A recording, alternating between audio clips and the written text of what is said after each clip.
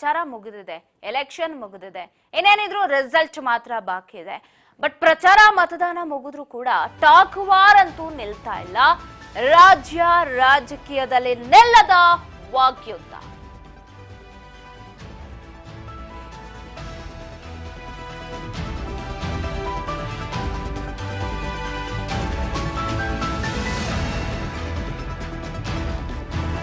CM Siddaramaiah ಆಪ್ತನ ಹೇಳಿಕೆಗೆ ಕೆರಳಿದ್ದಾರೆ ದಳಪತಿ. ಖರಿಯ ಕುಳ್ಳನ war ನಡೀತಾ ಇದೆ. 50 ಕೋಟಿ ಆಫರ್ ವಿಚಾರಕ್ಕೂ ಕೂಡ ಟಾಂಗ್ ಕೊಟ್ಟಿದ್ದಾರೆ. ರಾಜ್ಯ ರಾಜಕೀಯದಲ್ಲಿ ಪ್ರಚಾರ ಮತದಾನ ಮುಗಿದು ಕೂಡ ಟಾಕ್ ವಾರ್ ಅಂತೂ ಯಾವ ಕಾರಣಕ್ಕೂ ನಿಲ್ಲೋತರ ಕಾಣಿಸ್ತಿದೆ. ರಾಜ್ಯ ರಾಜಕೀಯದಲ್ಲಿ ಜೋರಾಗ್ತಾ ಇದೆ ಕರಿಯ ಕುಳ್ಳ ಮಲ್ಲ ಯುದ್ಧ. ಕುಳ್ಳ ಅಂತ ಕುಮಾರಸ್ವಾಮಿ ಅವರು ಹೇಳೋದು, ಖರಿಯ ಅಂತ ಜಬರ್ ಅಹಮದ್ ಹೇಳೋದು. ನಿಲ್ತಾ ಇಲ್ಲ ವಾಗ್ಯುದ್ಧ. 50 ಕೋಟಿ ಆಫರ್ ವಿಚಾರಕ್ಕೂ ಕೇಂದ್ರ ಸಚಿವ ವಾಗ್ದಾಳಿಯನ್ನು ನಡೆಸಿದ್ದಾರೆ.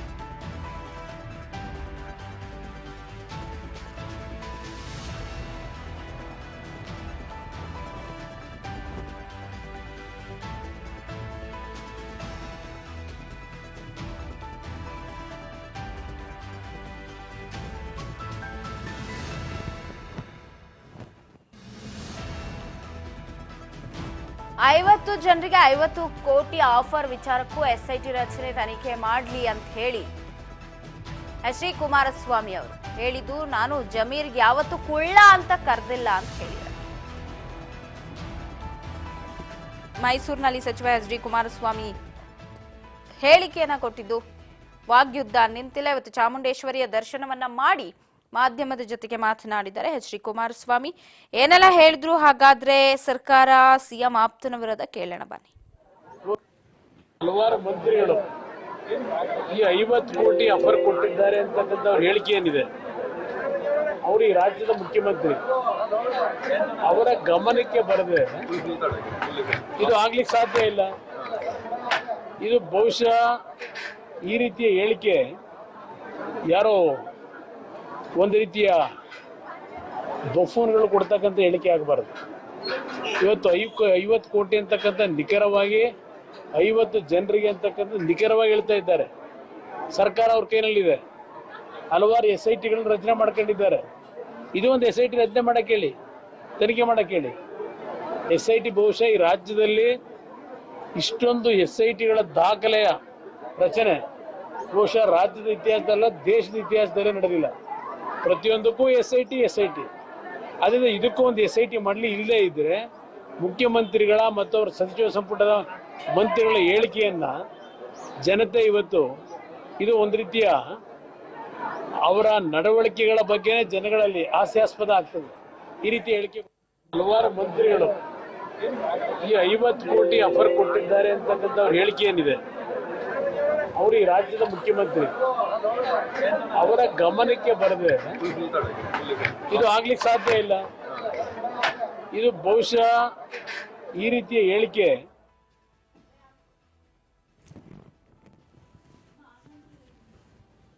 ಮೈಸೂರಿನಲ್ಲಿ ಎಚ್ ಡಿ ಕುಮಾರಸ್ವಾಮಿ ಹೇಳಿಕೆಯನ್ನ ಕೊಟ್ಟಿದ್ದಾರೆ. SIT ರಚನೆ ಮಾಡಿ ತನಿಖೆ ಮಾಡ್ಲಿ. ಅದು ಯಾರು 50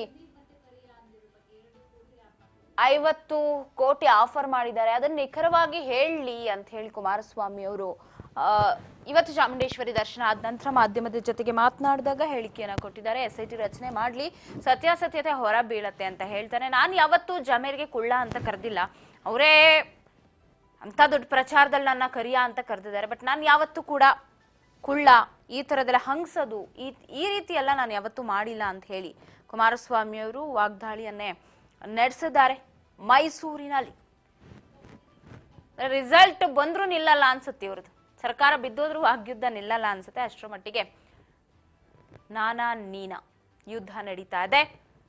HDK ಇವತ್ತು ಮೈಸೂರಿನಲ್ಲಿ ವ್ಯಂಗ್ಯವಾಡಿದ್ದಾರೆ.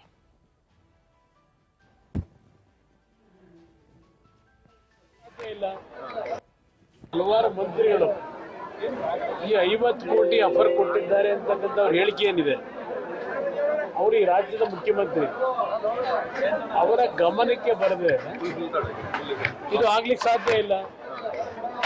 ಇದು ಬಹುಶಃ ಈ ರೀತಿಯ ಹೇಳಿಕೆ ಯಾರೋ ಒಂದು ರೀತಿಯ ಬಫೂನ್ಗಳು ಕೊಡ್ತಕ್ಕಂಥ ಹೇಳಿಕೆ ಆಗಬಾರ್ದು.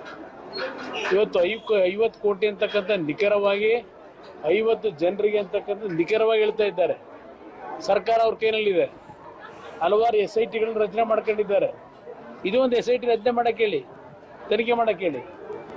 SIT ಬಹುಶಃ ಈ ರಾಜ್ಯದಲ್ಲಿ ಇಷ್ಟೊಂದು SITಗಳ ದಾಖಲೆಯ ರಚನೆ ಬಹುಶಃ ರಾಜ್ಯದ ಇತಿಹಾಸದಲ್ಲ, ದೇಶದ ಇತಿಹಾಸದಲ್ಲೇ ನಡೆದಿಲ್ಲ.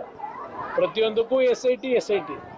ಅದರಿಂದ ಇದಕ್ಕೂ ಒಂದು SIT ಮಾಡಲಿ. ಇಲ್ಲದೇ ಇದ್ದರೆ ಮುಖ್ಯಮಂತ್ರಿಗಳ ಮತ್ತು ಅವರ ಸಚಿವ ಸಂಪುಟದ ಮಂತ್ರಿಗಳ ಹೇಳಿಕೆಯನ್ನ ಜನತೆ ಇವತ್ತು ಇದು ಒಂದು ರೀತಿಯ ಅವರ ನಡವಳಿಕೆಗಳ ಬಗ್ಗೆ ಜನಗಳಲ್ಲಿ ಹಾಸ್ಯಾಸ್ಪದ ಆಗ್ತದೆ. ಈ ರೀತಿ ಹೇಳಿಕೆ ಹಲವಾರು ಮಂತ್ರಿಗಳು ಈ 50